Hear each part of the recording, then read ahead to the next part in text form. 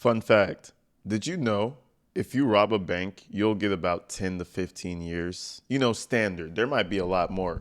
I don't know if you were wielding a gun. I don't know if you hurt somebody, but just theoretically, you rob a bank, 10 years, 15 years, whatever. Keep in mind, the money's insured. Everybody's going to be good. Everybody's going to get their money back. On the other hand, if you do some PDF file things with children and you completely destroy that child's life for the rest of their life, have them mentally fucked up forever, you can get a whopping probation period or possibly 1 to 2 to 3 years, okay? Nobody gives a fuck. Nobody cares. And this is why people like that will go to jail or they'll go into the system, they'll become a registered offender, but they go right back into society, wreaking havoc on the world. And that takes us into the topic today because we have our registered Chomo, star of the show, ladies and gentlemen. And this time it wasn't kids he was going after. I guess he got tired of the younger ones and he said he wanted to go after something a bit more his age. This is the story of a complete piece of shit. And it all started from him beating the brakes off of a family member and forcing them to call the police on him.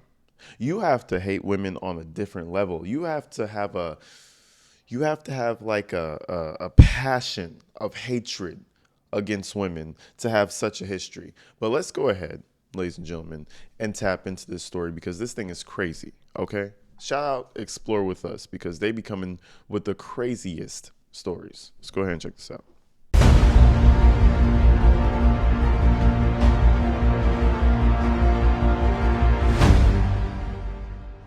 Kill me. No. I know that I can't reach you from here, but I can't kill them. No. Don't do that, sir. Just kill me. And we're doing it for the families of Right. victims. Victims? When the police in Albuquerque, New Mexico responded to a domestic dispute on April 6, 2020, they had no idea that they were about to make contact with a criminal who was hiding a horrific secret. In fact, it would take another year before they realized the appalling extent of the perpetrator's crimes. And I tried to be nice, and they never appreciated. Now, the fact that he said he tried to be nice, but they just never appreciated it, that gives me some, I don't know, it gives me some I'll kill you and stab you up vibes. It gives me some laugh at my jokes or I'll strangle you vibes. You know what I'm saying? I tried to be nice, but they just never appreciated it. Yeah, guys, we're about to enter the zone of a fucked up man. And I tried to be nice, and they never appreciated it. The following report is based on police records, and the footage has never been seen before until now. The police became involved after they received several urgent calls from a woman named Cynthia, who reported that her nephew, 52-year-old Paul Apodaca, had beaten her violently after a brief argument. Despite her injuries, Cynthia managed to barricade herself and her 96-year-old mother Alvina in the back bedroom, where they now waited for rescue. The first police on scene were greeted with an alarming sight. Someone's coming to the door, dude. Man, now first and foremost, I'm not going to back it up. You guys can if you want. That room, I don't know what it is about I don't know what it is about people who are depressed or committing crime or anything like that, but their house is always disgusting, man. I'm telling you, foul. You know what I'm saying? It's either they're hoarding some shit that they don't need or it's infested with bugs. I don't understand it. We're going to have to do a documentary on criminals who are nasty because that seems to be a real ass thing. But let's continue. Someone's coming to the door, dude. I think it's the nephew. Hello? Deadly force, sir. What's that? Deadly force. Sir, can you please put the knives away? Please, put the knives away, okay? I'm not playing with you, bro. Put the knives away. Kill me. No. Please, can we talk to you, okay? Sir. We don't want to do this, brother. I know that I can't reach you from here, but I can't kill them. No. Don't do that, sir. This fucking piece of shit was like, I could throw the knives if that gives you some reason to shoot me down. Listen, that's the pussiest way to go out. And I'm so glad that they did not because you need to sit in there and rot. I always say that death is too easy for people like this. Death, no, bro. That's game over. That's the blank screen. That's the credits. You know, he doesn't deserve the credits. You understand me? He deserves torture and pain. And then maybe some credits 40 years down the road. That's how I see it. In addition to being a registered sex offender, he'd been incarcerated multiple times for charges including kidnapping, assault, and felony aggravated battery. However, the most depraved aspects of his criminal history were not yet known. Has been putting powder in my nose all night, and it drove me crazy. Well, let's talk about that, okay? That's what we're here Right, you're for. not gonna believe me. Huh? You're not gonna believe me. You're gonna think I'm insane. Come on, buddy. Let's just talk, okay? No. Talk. How's the situation? Let's talk. No. 3, 2, 1, I'll just walk back into the house. While these officers attempted to wrangle Paul, several others jumped the backyard fence to make contact with Cynthia and Alvina, still barricaded in the back of the house. What did he hit you with? Very quickly, the officers realized that Cynthia's injuries were far worse than they originally thought. She's very, very beat up. Very beat up. So we need to get in there. Okay. Give us 1 sec. We're gonna get in there. This, law enforcement would eventually learn, was just a small example of Paul's capacity for violence. At the moment, the officers didn't yet know how far Paul was willing to go. Several police officers had entered the room Cynthia and Alvina were in, prepared to defend them if necessary. Despite the danger Paul posed, his grandmother Alvina was determined to ensure his safety, even at the expense of her own well-being. You need to go outside. They can't get medical attention until you step out the front. Okay. So go out the front door now with your hands up and empty. We're not messing around. I need you to stick to your man. Look me in the eyes when you see. You need to go to the front door. Imagine beating up his grandmother. It says Paul's grandmother, 96. Oh, not his grandmother. He beat up his auntie or whoever that other woman was. But you did that in front of your grandma too? Like, come on, what type of shit is that? Imagine beating up your elders. And I know you're 58 or 57 or whatever the age he is, but that still don't give you no right to beat them up. What type of shit is this? You see, but I'm telling you, it's that behavior. What they should have done was locked him in jail for a good 20-year period. I don't understand why we don't treat, I don't understand why we don't treat Chomos like bank robbers. I don't see why we don't treat Chomos like murderers. Come on now, this shit's fucked up. If they had thrown his bullshit ass in jail for a good 20 years for doing that Chomo activity years ago, we would not be in this place right now. But guess what? I guess it doesn't pay somebody. I guess it's not lucrative enough because clearly all the fucking weirdos. Do you find it odd that when you look at your phone and you look at the sex offender app, there's a million people surrounding you? Do you find it odd that they're just out here? It's because the government don't give a fuck. Oh my God. But anyways, let's continue. This guy has a story to tell. Trust me. Let's get into it. My grandson, And we're trying not to, ma'am. go to the front, Paul. For God's sakes, he's mental. Did he hit you? My grandson. Yeah, we know Since that Paul now. was blocking the main exit, the officers called the fire department, requesting a ladder to rescue the hostages through the window. This would prove to be easier said than done, especially when a new complication arose outside when another family member rushed to the scene in an emotional state. I know. My grandma can't climb through that fucking ladder back there. I know. That's why we put a couple officers in there. Just shoot him. Shoot him. I don't care. That's my cousin. Kill Your him. car? Yes. Please wait inside your car. I can't. When your family's outside yelling, kill him, just shoot him, you know you done fucked up. Holy shit. I hope I never get that far. Just kill him. Fuck him. Fuck it. Just shoot him. God damn. But you know why they all feel that way? In any other circumstance, I'd be like, damn, that's fucked up. That's your family. If I find out that one of my family members are on some Chomo shit, I'd probably feel the same way. Shoot him, officer. Get rid of him. Get him. You should have did that years ago. Clearly. You see how many mugshots that man has? The whole thumbnail is a mugshot. Real easy thumbnail to make. I called you guys and I sat here and I Right waited now, you're 3 taking our hours. attention off of this. Then and go onto do your you. job. I'm not Go doing get shit. your car. You too. Luckily, the police managed to convince Cynthia to climb down the ladder. She was later taken to the hospital for medical attention and would tell a harrowing tale of how she got her injuries and the steps she took to protect her mother. So were you afraid that he was going to kick down the door? Yeah, well, I didn't know what he was crazy beating me like, I told you never to tell me nothing. Don't ever tell me what to do. Oh, please, Grandma. Grandma, you're gonna give her a heart attack. Oh, yes, I know, I seen that one. And then I kind of pushed him and I go, Mom, are you okay? Mom, please get up. And that's when he freaked out and he got her, Grandma, and don't touch me. Grandma, you okay? Don't touch me, she put her. And that's when I jumped up.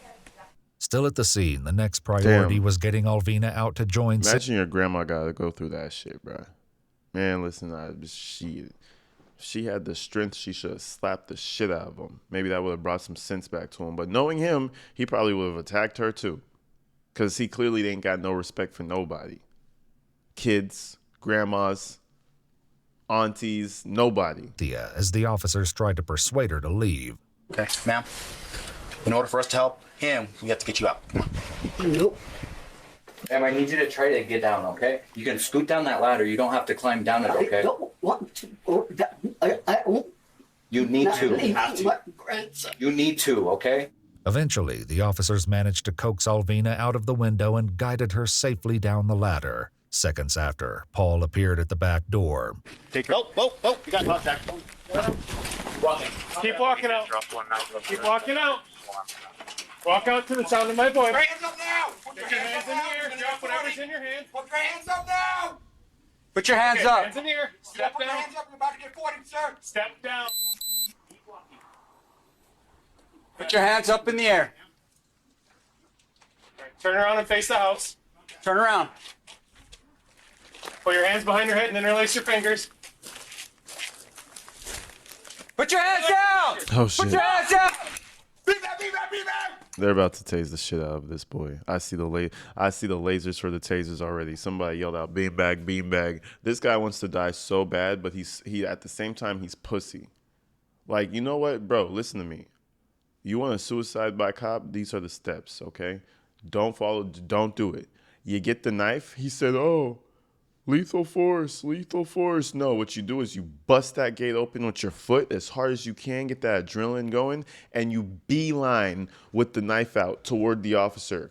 I guarantee you that'll get you 40 in your chest, okay? He's over here bitching around like, oh, I'll put the knife down. Oh, I get back up. I'll run away.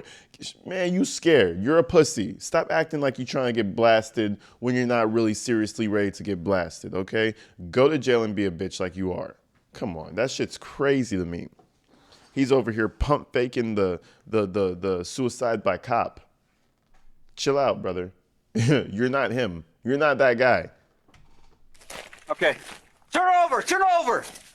Even with the suspect subdued, the emotional turmoil on scene was far from over. Hearing the shots and not realizing the officers had fired beanbag rounds, Alvina immediately became distressed. He's okay. They didn't shoot him. No, he's okay. See, they just put him down, bro. He's okay. Come on. Paul was arrested and convicted of assaulting a peace officer with a deadly weapon, but it would only be over a year after Paul served his sentence for this crime that the police would learn that they hadn't even scratched the surface of his criminal record. More chilling details about events connected to several 30-year-old cold cases were about to surface. On July 20th, 2021, over a year after the assault on Cynthia, Paul was spotted wandering around outside a children's psychiatric hospital. He was arrested as there was a... Guys, you can't make this shit up. You see, in certain countries, they put you in a line and then they shoot you and they throw you in a grave and they move on. You don't get a plaque, you don't get paperwork, you don't get nothing. I'm just saying, I'm not saying I support it. I'm just saying some places they do that to people like this. He was caught wandering around a child's psychiatric what, hospital, facility, school, whatever the fuck they said. Bro, put this man in the dirt. Put him in the ground. But no, you're going to wait until he murders 50 people and you're going to be like, oh, maybe we should put him on capital punishment. Maybe we should give him the death penalty. Let's ponder. Should we do that? Like, come on, guys. This is ridiculous. This shit, of all places to find the motherfucker wondering, he's by a child location. Boy, listen, in different countries, they take care of this a lot differently. 2025, currently, right now, they be dealing with this shit a little different. Shit crazy. A felony warrant out for violating probation. Yet again, this was nothing compared to the bombshell Paul was about to drop. Got air conditioning back there, Paul? Why not? What'd you do? I murdered Althea. I never told anyone. Why not? I wasn't as regretful and remorseful as I.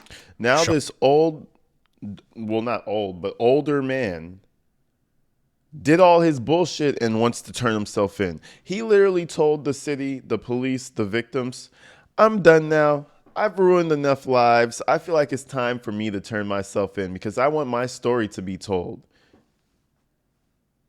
Guys, a lot of this shit is preventable. I promise you. A lot of this shit is preventable. He hung the towel up. He put his coat on the rack. He said, okay, I'm retiring. That's gotta be some type of disrespect on top of it. Shockingly, the woman Paul mentioned had been murdered more than 3 decades prior, on the evening of June 22nd, 1988. As far as the police could tell, 21-year-old Althea had stepped out for a walk after an argument with her boyfriend, only to fall victim to a senseless crime they were never able to explain. Until now. Now, as the officers took Paul straight to the police station, 2 cold case detectives sat down with him to see if he was telling the truth. You didn't know Althea? Yeah. Okay. She was walking the night, but She what? Althea was walking home from day. I don't have to go home. My intention was to rape. Okay. I stepped it in. I didn't know that I was going to do that. How many times did you stab her? Twice in the shoulder blade. It was twice in the left side. According to police reports from 1988, a neighbor heard Althea scream. She called the police as the attacker fled and Althea collapsed. Police and rescue units were immediately dispatched, but tragically, their efforts were not enough to save Althea, who soon passed away in the hospital. Several witnesses were able to describe the suspect, and a composite sketch was published in the local newspaper. Unfortunately, this didn't lead to any substantial leads, and the case eventually went cold. The detectives went to speak with Paul's brother, hoping to gain further insight. During the conversation, they broke some horrendous news. Now look at this motherfucker. You know, stereotypes exist for a fucking reason. First of all, the hairstyle. Second of all, the clothes, the face, the demeanor, just everything. You think Paul's fucked up? Let's get a deeper look at his brother. Let's get a deeper look at his brother. Okay? They say the apple doesn't fall very far from the tree. And I think if there's a couple apples coming from that one tree, meaning your brother, I think y'all might still have a few things in common. Now, all that being said, I don't know his brother. I don't know. He might be a wonderful family man, but I just don't think that. Right. Victims. That's a little on me. And yet, Althea's murder was just the beginning of Paul's brutal rampage. And another girl was crossing a bridge. Never knew her name. In the interrogation room, the cold case detectives pushed for more details. What does she look like? I couldn't tell at that range. Okay. How did you kill her? I shot her. Mere months after Althea's murder, on September 9th, 1988, 13-year-old Stella Gonzalez was walking home with her friend Hope. The 2 girls were stopped by some men in a car who I'm telling you, man, the 70s and the 80s, they were the prime time. You could go ahead and just pop somebody in the fucking dome and nothing happens. Imagine being free. Just a free man paying taxes, maybe going to work, maybe diddling children. Who knows? You know, who knows what he was up to? Imagine being a free man from 1988 to 2020. What? To 2020. That's insane. That's a whole next life. You damn near everybody probably died from the story by then. Or came to terms with it never being figured out. I just find that insane. Back in the day, you can't do that nowadays. You kill somebody today, you're gonna get caught tomorrow. That's how I see it. Unless you're in fucking Idaho or some shit. I don't know. Unless you're in fucking the deserts of New Mexico or some shit. Maybe you'll get lucky. Tried to pick them up. While Stella briefly spoke to them, Hope pulled her away as the car drove off. But minutes later, gunshots were fired in their direction, and Stella was tragically struck and killed. Depressingly, there were no witnesses to the crime besides Hope. The only potential lead came from a police officer who'd observed the girls walking, as well as a car which might have been a blue Chevrolet Chevelle with 3 Hispanic males inside. With no additional witnesses, this case went cold just like Althea's. Worse, all the files on the case were destroyed in a fire in the police station's evidence room in 2010. Finally, the cold case detectives asked Paul about one more victim he mentioned to the officers who brought him to the station. Can you look at this photo and tell me if you recognize this person right here on the phone? Yes, that's Caitlin. That's Caitlin? Yeah. Okay. 32 years earlier, on the evening of July 16, 1989, 2 detectives stumbled upon what they thought was a traffic accident, only to discover a bone-chilling crime scene. The woman police found behind the wheel, later identified as 18-year-old Caitlin Arquette, had been shot twice in the head. The police would later You know learn— why? It's because he was mad she wasn't underage. That's probably why. You know what I'm saying? What a fucking weirdo. What a fucking creep. And it seems like his MO started to turn into shooting people. You know, he started off with that one girl. Now he kind of likes it. 3 people, bro, and some children. And you beat up and you scarred your grandma, and you beat up your auntie, and you probably did so much other things. Man, listen, these are the people that need to go under the dirt prematurely. Please, come on now.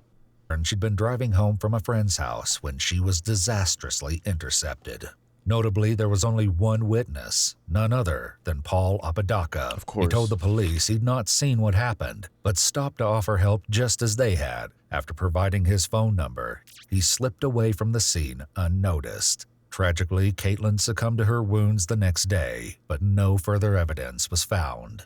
Caitlin's mother, Lois Duncan, she wrote the series I Know What You Did Last Summer. She also wrote a book about her daughter who killed my daughter. And I read that. 6 years after Caitlin's death, Lois hired a private investigator who allegedly had strong suspicions about Paul's involvement. But despite this, the case remained unsolved. Now, the harrowing details of what really happened to Caitlin would come to light at long last. When I saw her, I walked up to the car, had already shot her. Cerebral swelling had begun, and her face and head were swelling. You said you had already shot her Yes, and you walked up to her? her car. Okay. What kind of car did she have? It was a red car, something. And where did you shoot her? I never touched her, but I shot her and killed her. In a later interview, Paul further explained that Caitlin had pulled up next to him to stop at a red light. She probably He flipped him fired off. twice, and when the light turned green, Caitlin pulled forward, crossing the median and crashing her car into a pole. Paul said he So they then— were just next to each other and he shot her. This is why I'm paranoid, boys and girls. Listen, fun fact, when you're in traffic, and LA has a whole lot of traffic all the time. When you pull up to a red light, make sure you're a good half a car length behind the other person. Not like half a car length, but a good 10, 12 feet away from the other car, so that if there's anything that happens, you could swerve left and right and not hit nobody. Same thing for when you're pulling up to somebody next to a red light. I notice some people who are aware of their surroundings will do it next to me, and I'll do it myself sometimes. If I'm next to you at a red light, I'm not pulling up to you window to window unless I want to talk to you. I'm going to pull up right behind the back door or I'm going to pull up ahead of the front door so that his front door is at my back door. That's how I drive. And I don't know. I'm obviously paranoid as a person. I've gone through certain things, but this is why you never know what other people are really thinking in their car. You know, they have a whole life that they're living right now. You think your life is being lived? They're living a whole life right now, and maybe they just want to shoot the fuck out of you. So it's a crazy thing, bro. You just gotta be aware, bro. Even when you're in the house, you gotta be aware. Until you close the doors, you gotta stay on point. Please, I'm telling you. Hid his firearm under his seat and drove up to investigate her condition. Paul's frenzied violence didn't stop there. In 1990, he was charged with aggravated battery after shooting a man who he claimed he mistook for a woman. More disturbing insight connecting to this was just around the corner. However, before addressing this, the detectives questioned what motivated Paul to come forward with these terrible admissions after more than 3 decades of silence. It took me so long to know how much pain I've caused. What I considered the ultimate sin. When I killed Althea, I thought that I could do no more harm. After years and years of contemplating and researching. All them tears, he could go ahead and drink them back up and let the fucking prisoners handle him. Dry them tears up, drink them. I don't know what you gotta do, because there's gonna be a whole lot of new tears that you're gonna experience in jail. I hope he really does. Fuck him and fuck his remorse. That's what I have to say about it. I hope he has a horrible stay. And listen, I hope he suffers. Truly. I understand all the pain that I've caused, and I feel it for families of the people that I've murdered and raped. I've seen it in my own family, and I've done it to my own family. Paul claimed that his latest incarceration for assaulting Cynthia left him with a lot of time to contemplate his actions. He claims he spent the year crying for offending God and for hurting his victims and their families. Again, fuck him and fuck his change of heart. And fuck his change of mind. And fuck his hat. That's just how I see it. You know what I'm saying? All these people want to find God. They want to change their life. Fuck all that. Do that shit with your chest, brother. Go to the fucking grave saying that I was a piece of shit mass murderer and I liked it. I'll respect you more. All this change of heart bullshit, you could fuck off with all that.